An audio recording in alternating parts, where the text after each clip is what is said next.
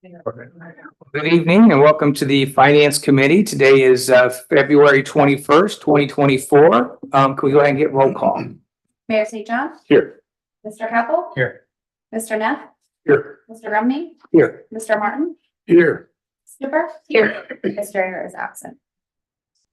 Thank you. And it looks like we have some minutes to approve from the January 17th meeting. So I don't know if there's any. I'll make the motion. Okay, thank you. Second. Any discussion on the minutes? Yes, the December meeting, it says that it was December 17th, but it was actually December 20th. Okay. Okay.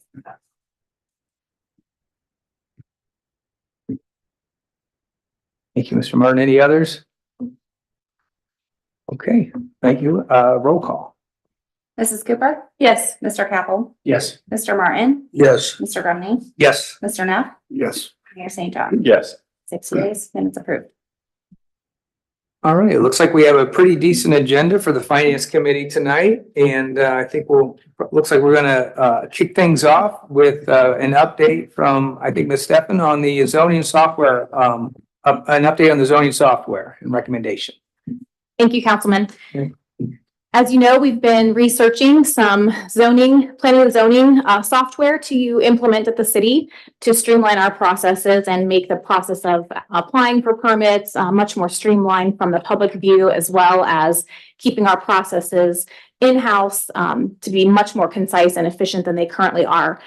We had a presentation from OpenGov at the last Finance Committee meeting, as you all will recall. And in the background, myself and Alex, we have been doing some demos with other companies as well. Cloud Permit was one that Alex and I both met with, and Alex met with a company by the name of iWork. Cloud Permit kind of rose to the level of somewhat of a comparison with OpenGov. I wouldn't put iWork in that category, so I did a little bit more digging into the Cloud Permit, and I put together a side-by-side comparison. And this is on page 4 of your packet. I have some functionality points on the left-hand side and how OpenGov compares with Cloud Permit and why it's critical. And before I go on, I just want to say that some of this information was obtained through OpenGov and some from Cloud Permit, but this document here is my own document. So I did kind of combine the information based on what I had observed as well. As far as configuration goes, OpenGov does give you the option to have full control and flexibility over the workflows, and you have control to edit those workflows in any time in the future. So we can adapt to the change that we're definitely experiencing here in Sunbury.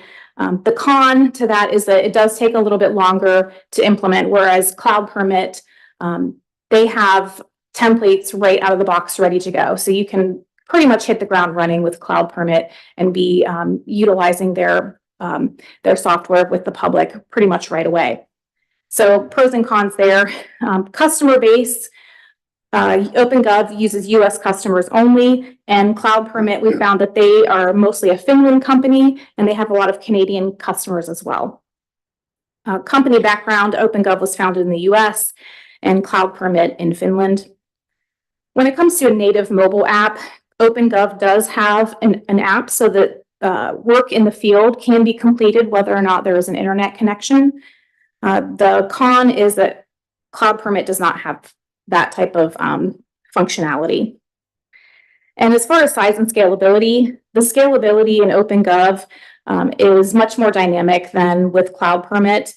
In OpenGov, we're able to scale across various departments, and in the future, we can even expand their offerings to, they have finance software, budgeting and forecasting software, asset management software, whereas Cloud Permit is strictly focused on the budgeting,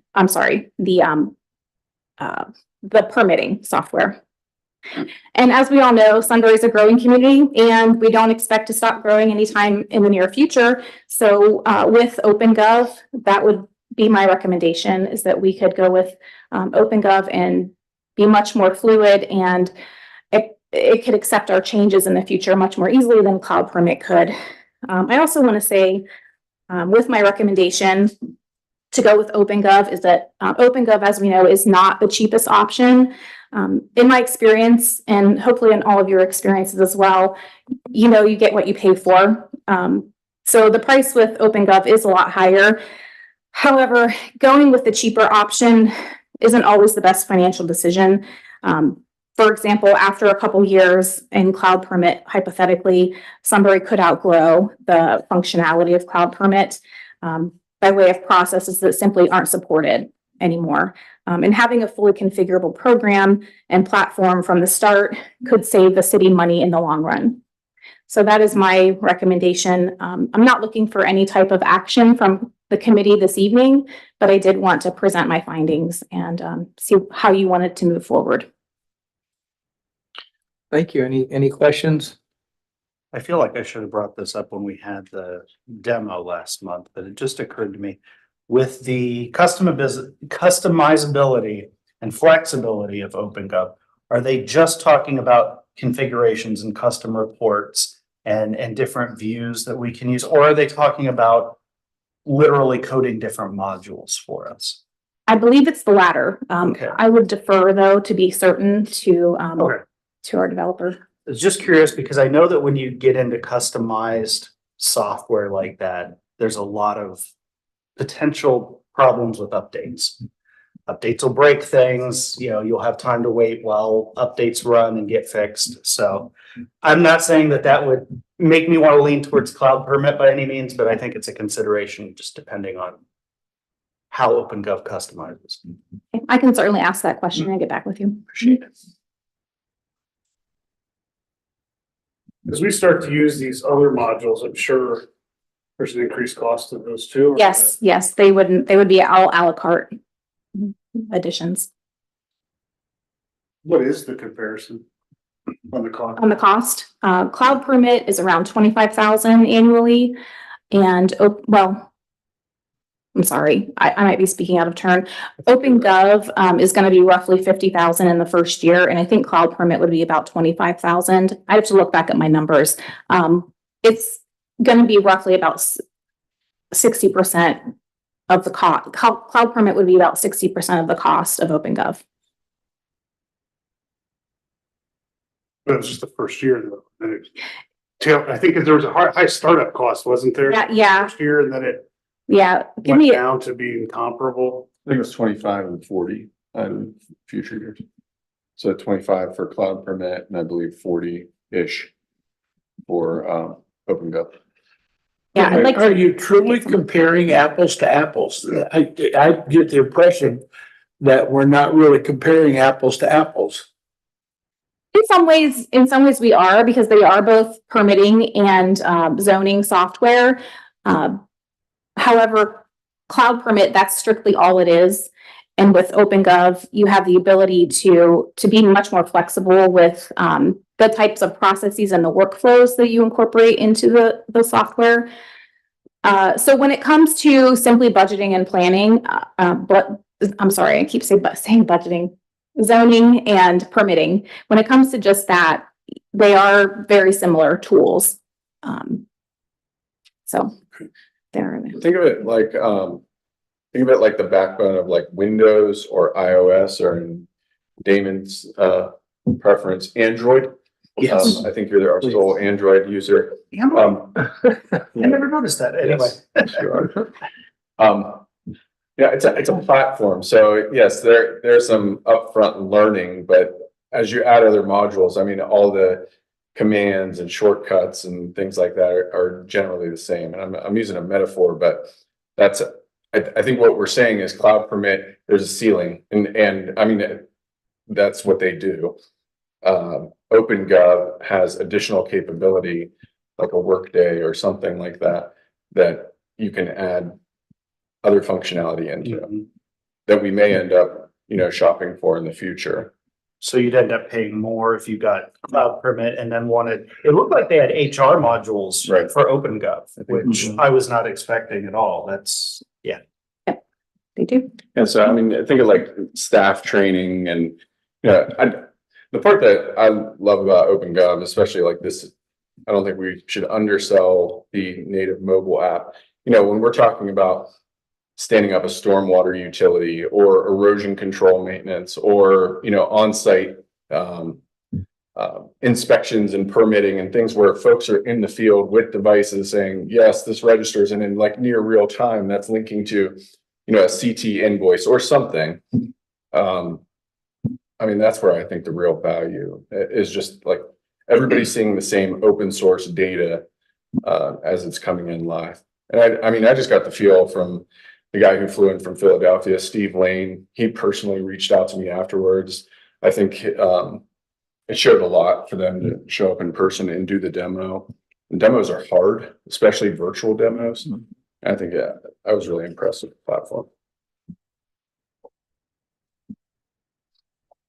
As far as support, are they similar as far as ongoing support for issues, concerns, local presence, not a local presence, you know? I'd have to do a little bit more research on the support. From what I could gather from what Cloud Permit offered, they offered a lot of online support, meaning like, here's a link to a video to watch how to do it. I get the impression, I'd have to confirm this to be certain, but I get the impression from OpenGov that they would be more of a person-to-person discussion. And that's really important. And you worked with OpenGov before? I have, And you like the tool? yes. Okay, so that, I mean, I always default to someone that's actually been using the tool versus a stiff like me that wouldn't, and then tell you that, oh no, this one's better. So I appreciate the recommendation, the insight, because that goes a long way. So when would you need do you think, a decision by? Because I don't want to, if it's something that's going to help have an impact sooner rather than later, I hate to keep punting this. And Well, as soon as we can get something implemented, it would be beneficial to the city, because we are,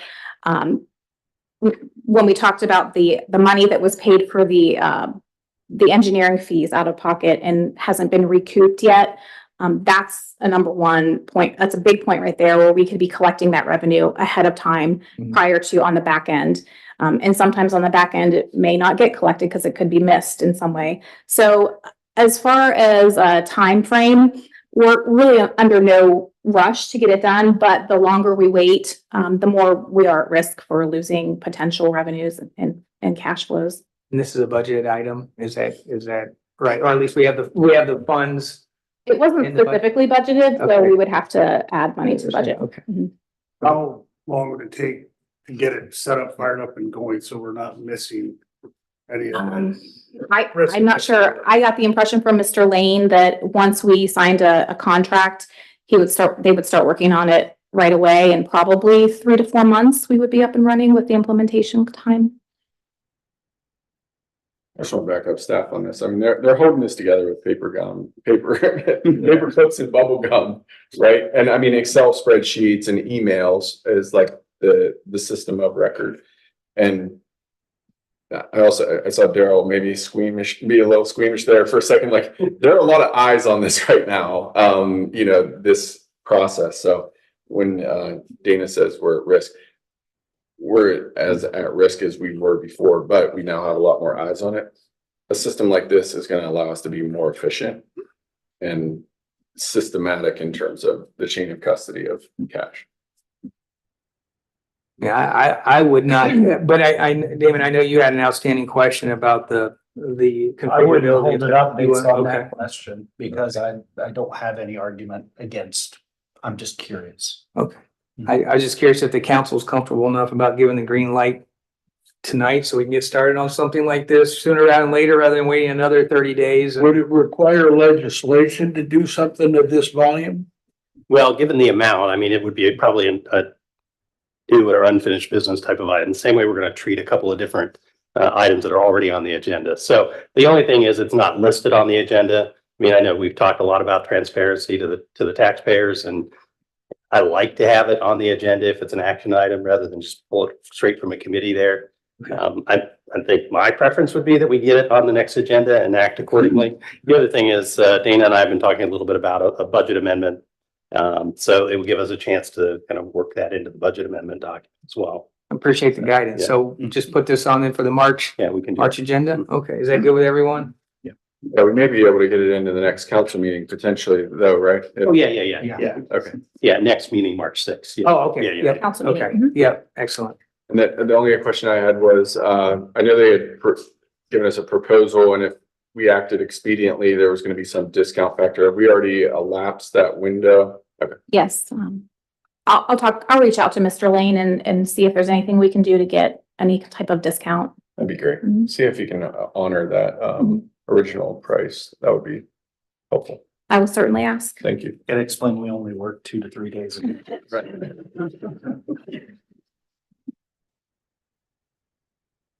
Okay, well, thank you for that. And then I think we move on to continued discussions about asset management and how that's going. Thank you. This will be a very brief update. We did have the industrial appraisal company in the field the week of February 6th.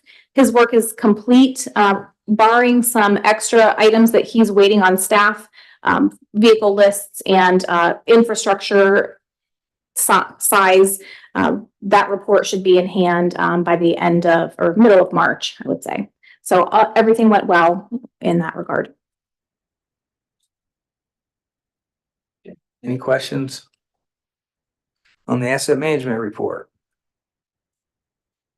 All right, thank you. And then our favorite topic, credit card policy, Yes. compliance officer assignment. So it sounds like we need to make somebody responsible for these credit cards. Correct. So as you recall, the credit card policy was approved December 6th of last year. One final step, which we haven't completed yet, is the mayor has to appoint a compliance officer.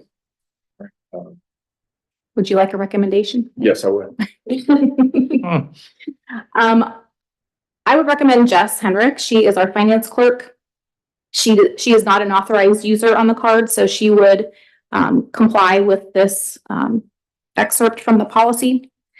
And she has full visibility of the credit cards online, so she would have easy access. She already has the access to see who's making charges and making sure those payments are made. So she would be my recommendation. She works directly under me. Is there an argument for any other one person? I think Daryl should be the compliance officer because he's got too much on his plate. No, I don't know. Do you have any? No, I don't. I was just gonna say, I think when we first started talking about this, I think I was the only option. That's what I remember. But Jess has now come on board. So we now have an additional staff person that can fulfill the duties. Okay. I can make that. Do I just need to do it right now? Verbally would be great. Yeah. Jess Hendricks is the compliance officer. Thank you. You should have a gavel or something. I was gonna say, there's gotta be something to sign or something in bold. The mayor must appoint. But there are, Doesn't say how, so there are that's it. more than one witness. More efficient. Sure, you're right. So, okay. A good deal. All right, easy peasy. All right, I think that takes us to Montrose contract renewal and looking for additional services maybe through the company. And this I will defer to Mr. Hennessy. All right, so in your council or in your packet, page 5 is an engagement letter that we've received from the Montrose Group. So just by way of background, you may remember I think it was in April of last year, we executed an agreement with Montrose to provide economic development services to the city. And this letter essentially continues that service. But what it also does is it adds an advocacy or a lobbying component to the engagement as well. So just maybe talking through a little bit of what we've done with Montrose up to this point. In the packet, it does kind of pull out the the types of services that they would provide for us. I did want to note that as we approved this last year, one of the reasons we got council support for it is that we were trying to essentially augment staff as sort of one element or one of the reasons for doing this. We don't have an economic development director. We don't have an economic development team. And the expertise that Montrose brings and the time and the resources that they can provide, it really does augment, again, the existing staff resources that are there. So that was one of the things that we had done. The other thing I would note is that in the council strategic conference or planning session, we had talked about the importance of diversifying the city's economic base. And that was, again, one of the rationales for maybe why we did this. But you guys in the strategic planning session, it's really when you articulated that that was a policy objective. So the Montrose Group helps us do that as well. It does in here reference that there would be routine communications between the city and Montrose, and there are every other week. Myself and generally the mayor will have a phone call with the Montrose Group where we're either directing their work or receiving reports back from them in terms of tasks that we've asked them to undertake. So that is happening, as we said in the last agreement, and it continues to be in this agreement as well. They were instrumental last year in helping us think through and model the school compensation agreement that we ultimately did execute with Big Walnut. They are now helping us with the Community Reinvestment Act legislation that we'll have back in front of you hopefully soon. That's to kind of align the school compensation agreement with our economic development strategy and be adjusted according to the city's new municipal boundaries as a result of the annexations. So those are the types of tasks and duties and activities that they've been undertaking for us. Actually, I should mention one more. One of the first things they did for us last year is they did do some benchmarking of other communities, which was really kind of the beginnings of our strategy for approaching the school district with the school compensation proposal that we had talked about. So again, all of that has been part of what they've done, and they'll continue to do that. In here, it does reference that we would like them to look at a community improvement corporation and whether or not that's the right thing for the city of Sunbury to do. I think, as I'd mentioned at the last council meeting, Delaware is standing up at CIC again. We are currently connected to that CIC, but we'll ask the Montrose Group, I think, to help us make sure that we're getting all that we need and or want out of the CIC. And if that doesn't work, then again, they're ready to help support standing up our own separate CIC if that's what we ultimately plan to do. And that's budgeted at $4,000 per month. That was the price they quoted us last year, so there's no change in that. And then, like I said, the other item that is new in the engagement agreement then are the lobbying services. It does reference that. I think it's on the packet page. Yeah, at the bottom of packet page 6. The beginning of the paragraph talks about the amount of state assistance that's out there to be received by jurisdictions that are well positioned to do that. Talks about $3.5 billion. We want to make sure that the city of Sunbury is well positioned to get its fair share of resources. It talks about the capital bill, it talks about the Ohio Water Development Authority, talks about the Ohio Department of Development, Community Investment Fund. I mean, these are the All Ohio Future Fund. I mean, these are all those big new initiatives that are underway at the state level that the Montrose Group can help us access. In addition to just communicating with us so that we understand what's available, the lobbying services that once we prioritize as a community what we want to pursue, they will help us in terms of relationship building at the State House or in the governor's office to help position us to be able to then secure the funds. So although we have not yet engaged in this engagement agreement with them, the Montrose Group has provided some complementary services to us in terms of helping us with the capital budget. But I think, as we've talked about, we're only halfway through the capital budgeting process. There's still a lot of decisions to be made. And so the sooner we can get this agreement in place, the more active they'll be in terms of helping try to secure funds for the city. So, and then the only other point I would make, so in addition then to sort of the seeking the financial assistance, they would assist us with other policy priorities as well at the State House level. One policy priority that we have clearly is the expansion of our wastewater treatment plant.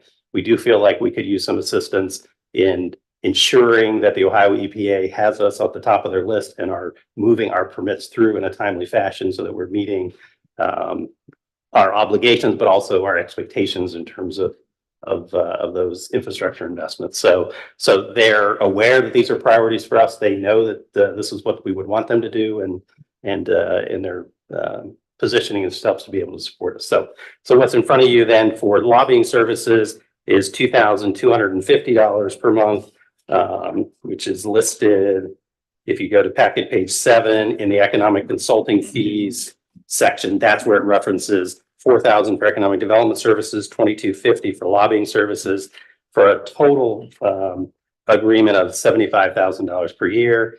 $75,000 is a permitted amount to do non-competitive bid per the state per state law. So approving this, is consistent with what state law allows you to do. So we do have this on the council agenda for action this evening. If we can get comfortable here in finance tonight, and hopefully can act on it later. Questions, comments, Mayor, anything else you want to add? Is there any questions or do you want me to? Go ahead. No, go ahead. I just want to say Montrose over the past year has been instrumental in Sunbury positioning ourselves, especially when it comes to loaded industrial district, CRAs, school compensation agreement. I mean, Daryl and I maybe thought of the concepts or the goals and the vision along with council, but in terms of the mechanics and how we get there, I mean, that was Montrose. The baselining, those are activities that would have taken 10 people a month to pull together, and they're able to pull it together in 2 weeks just because the data is available. I mean, this is their bailiwick. They're comfortable with it. So we were able to, look at who we're competing against. I mean, it's the truth, the Dublin's, Groveports, the Rickenbacker Airport area, New Albany. Those are the communities that we're looking at, like, okay, how are they landing these companies, these deep rooted, huge investment companies that you hear about on the news like every other week. And we were able to do that with Montrose's help and right size it for our community, all the while putting it in terms that, our city council, mayors, administrator, and the school board understood. I mean, it's very subjective analysis. It's not just saying, hey, here's what's going to work. It's, hey, what are the conditions within your community today? What are your growth rates on residential? What's your housing policy look like? The part that is new here, the lobbying services, I've never been more passionate or more committed to making something happen than we need to right now. And the perfect example of this is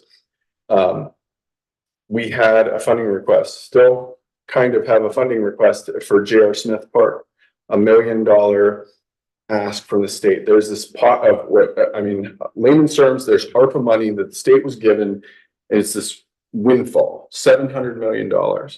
We requested $1 million of that. It is a big ask, but we asked Representative Lear to carry that forward for us. We sent the proposal to her. She did not. And so now we are up to our backup plan to go to Senator Brenner. That was just one example, by the way.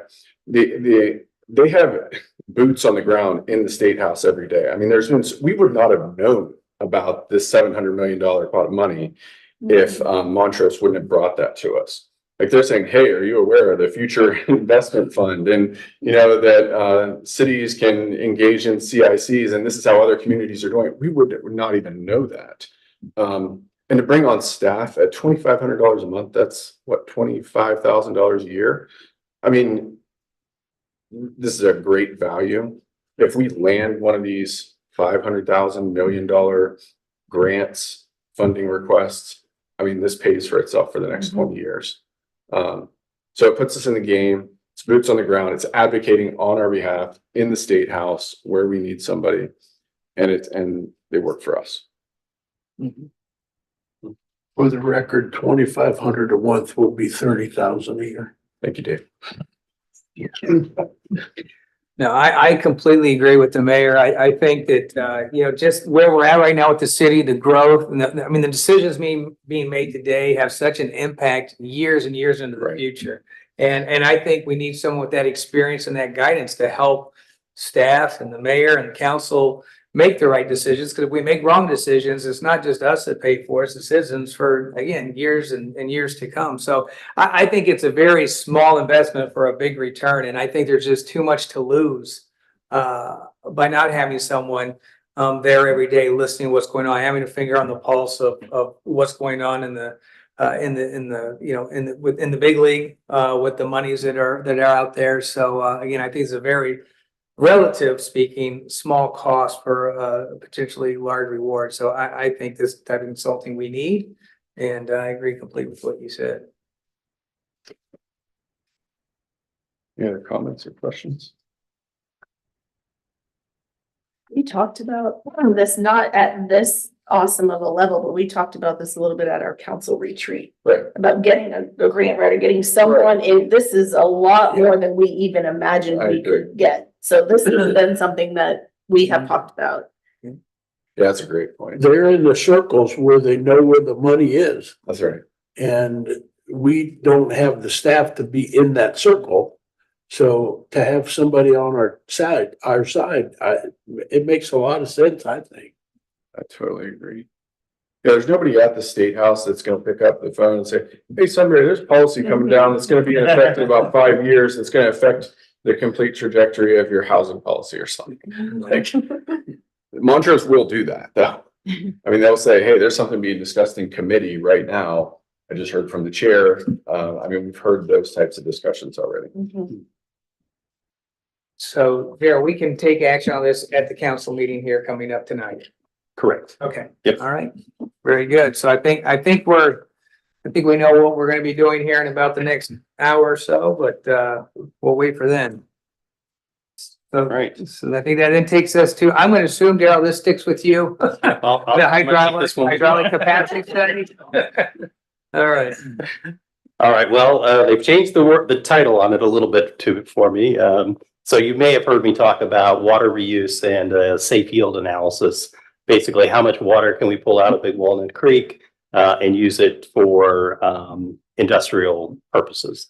So basically what this task order does is we've asked CT Consultants to seek an outside consultant who can do this service. CT does not have the skill set on staff to do the analysis.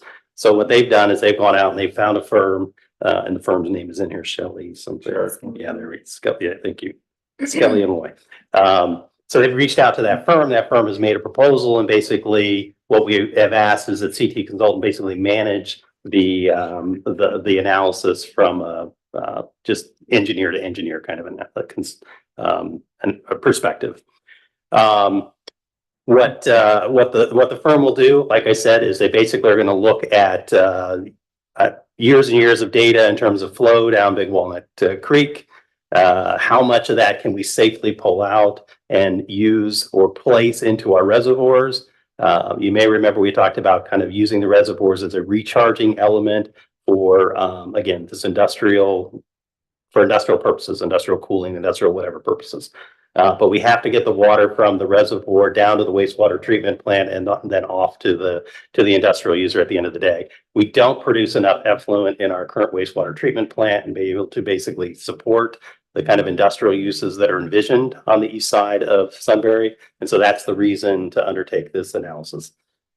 This is the first step in understanding whether or not water reuse is a viable option for the city to be able to offer. Hopefully it works. We do think that there's something that we can be pulled out of Big Walnut Creek, but how much is really the question that they're going to answer. So according to the agreement, they will by March 15th, they'll provide a response and an analysis and a report to CT Consultants. CT, they may scrub it a little bit, maybe just a little bit of kind of back and forth. So, but I would anticipate by the end of March, we will have a firm understanding of what kind of potential we have for pulling water out and what this water reuse project could look like for the city. How does this impact the water that we put back into Hoover Reservoir at this point? And the reason I asked that question is the city of Columbus uses 81 million gallons of water a day out of Hoover Reservoir. Mm-hmm. And the water from our wastewater treatment plant goes down the river into that reservoir. Yep. And are we going to impact that flow? And does the city of Columbus get to weigh in on this issue at all? So you're definitely onto an important point. The city of Columbus is aware that the city of Sunbury is interested in doing this analysis. While they haven't formally objected to it, I mean, they've indicated that what goes down the stream, they have commitments for and the ability to treat. But it's also my understanding from our engineers that because we're upstream of Columbus, we do have a right to that water before Okay. the city of Columbus has a right to that water. That said, there still is some work to be done to kind of sort through what ultimately does go back into the creek and what ultimately gets down to Hoover. So when I talked about the water reuse project and how much we can safely pull out of Big Walnut, I mean, the important point was the safe yield analysis, right? You can't pull it all out because then the water quality going downstream, whatever trickling might be going downstream, the quality of the water is impacted as well. And that's something that the state will care about as well. So there's a lot of components to this. Like I said, this is just the first step in understanding whether or not water reuse is a good viable option for us. Yeah, so I can understand. So the reservoir water be used to help with the industrial support, and then Big Walnut Creek would be used to help fill the reservoir? Yeah. Yeah. Okay. Yeah, I mean, in simplest forms. I mean, there's, at some point, that kind of all gets mixed together down at the wastewater treatment plant Okay, but gotcha. Thank you. yeah, and obviously, getting it from the reservoir down to the plant. I mean, there's still work and engineering to be done to make sure that can happen. So. I think today, I've said this example to like engineers and folks, but our water that we're drinking and sending into, our wastewater treatment plant is not coming out of Big Walnut Creek.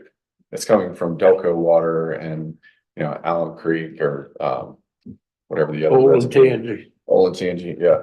Yeah. I mean, their network, our water actually comes from several different places, believe it or not, and it's kind of commingled here just based on our water, but we're putting 1 million gallons into Columbus's water source every day that doesn't generate from Big Walnut Creek. So it's just another point is what I'm trying to make. So what we're asking for council this evening, so we do have this on the council agenda as well for action if you're comfortable with it.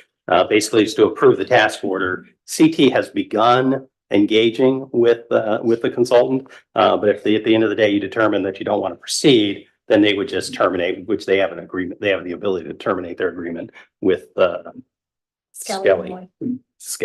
I just want to say Scully. Yeah. Skelly and Lloyd. Yes. Thing that's pretty cool about this, if you're like a data nerd, you may not know, but I think it's the USGS. Yep. Is that right? Mhm. They have a sensor on Big Walnut Creek that's actually like kind of right by our Lowhead Dam. They're about within half a mile or something. And it records, can't remember, it's every half an hour or every hour. It might even be more. I think than it's every 15 minutes. Okay, every Yeah. 15 minutes and has been for like the past like 50 or 60 years. Hmm. So, I mean, like the data points in terms of elevation, rainfall, I mean, it's like the full gamut of data. That'll be like step one, I believe, taking the data feed from that. Yeah, and what they're trying to determine on some level is, when the water is at its lowest, when water is in its greatest demand, kind of, at that point, how much can you pull out? I mean, that's one factor. And then, early spring, when the water's flowing pretty rapidly, I mean, that may give you an upper limit in terms of what you could pull out and which could pull out and maybe store somewhere. But, so like I said, yeah, we'll know quite a bit, I think, by the end of the next month. Okay, any other questions about hydraulics or capacities? Okay. A question on capacity. Just an interesting thing to know. There's a pipeline that runs from Alum Creek to Hoover Reservoir that can carry up to 75 million gallons a day. That the city of Columbus pays rent on that line so that if Hoover ever gets that low, they can bring water over from Alum Creek to keep the city of Columbus in water. So, yeah, I find that very interesting. Prove it. You can drive a car through that pipe, so you'll take a ride with me. My call is fit. You hit me with the $30,000. All right, well, then I think that takes us to our comparison reports and reconciliation statements. Yes, thank you. Starting on page 11 of your packet, we have the month-to-date comparison revenue report. And this is a report that I simply ran from Authority Finance. that shows a 6-year history of just January, year to date, just January, truly month to date, on every revenue line.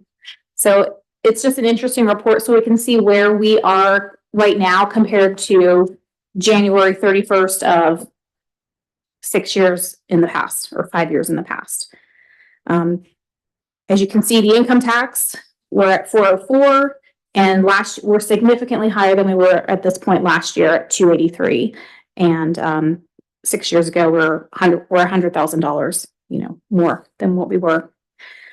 And the interest income, as you can see, is 100,000 right now. We're living in a great time for great interest rates. So of course, we're paying high interest rates on our debt, but get a little bit here and have to pay a little bit there.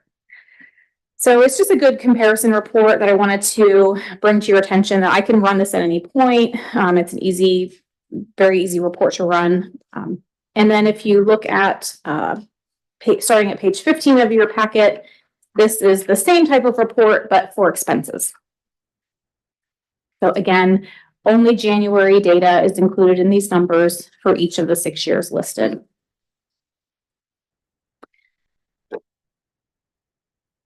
So I wanted to show this report to you, one, because I don't think you've seen this report in the past, or if you have, I apologize. And two, I simply didn't have time to do my analysis on the plus or minus and the percentages. So I wanted to at least show you something, even though it is just January data. So if there's any questions, I'd be happy to answer, but nothing really major to point out here. Any questions for Ms. Steffen? If not, I can move on to the year-to-date fund report is also included on page 20 of your packet, and also the complete check report. Every check that was written in the month of January is there for you to look through.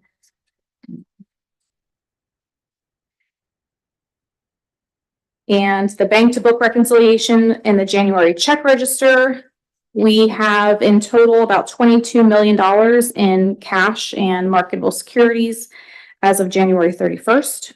Outstanding checks are only $23,000. Year-to-date income tax collections by category is on the following page of the packet, or I'm sorry, on the agenda.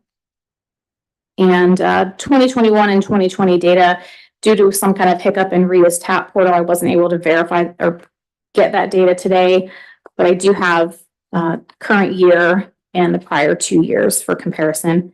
And as you can see, we're up quite a bit from last year. So we're in a good starting position for the year.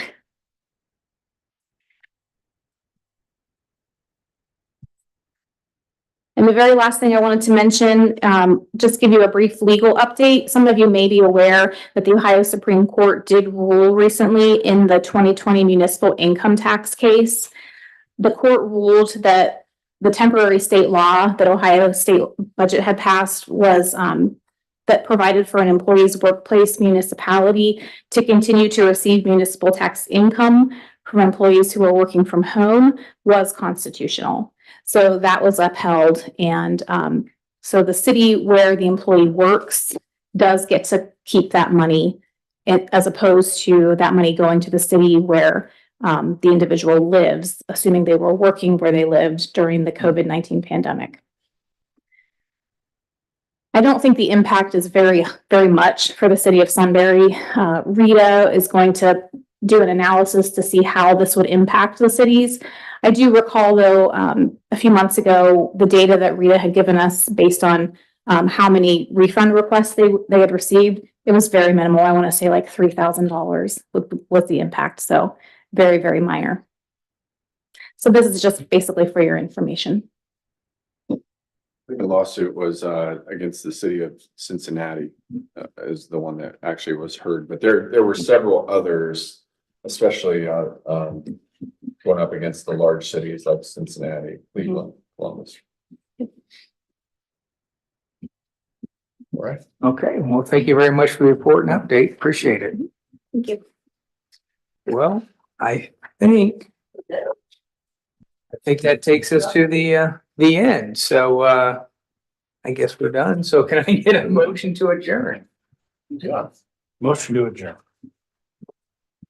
I'll second. Thank you. All right, roll call. Mr. Capel? Yes. Mrs. Cooper? Yes. Mr. Martin? Yes. Mr. Grumney? Yes. Mr. Knapp? Yes. Mayor St. John? Yes. 6 yeas, we are adjourned. All right, thank you. Thank you.